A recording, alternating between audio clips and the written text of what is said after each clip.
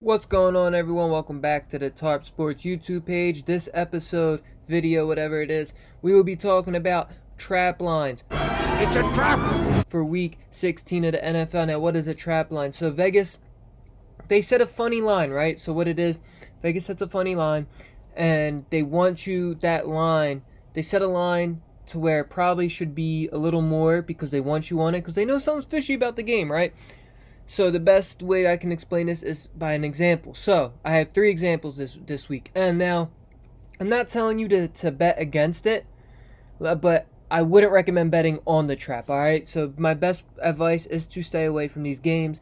First one, Detroit Lions going into Carolina. Detroit, one of the best, not best, one of the hottest teams in the NFL. Won 4 out of their last 5. Only -2 to this Carolina team. Now Carolina 3-2 in their last 5, so not terrible, but if you've been keeping up with the NFL so far this year, you know Carolina is a joke of a team. They're still fighting for the division, but the NFC South's terrible. And the Lions only being -2.5 is kind of insane. It's a trap! And as you see, Vegas, the trap's working because 89% of the bets and money are on the Detroit Lions. That's insane.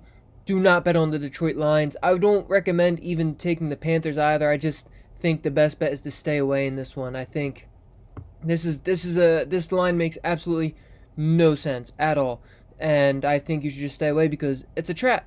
Next game, we have the Cincinnati Bengals going into Foxborough taking on the Patriots.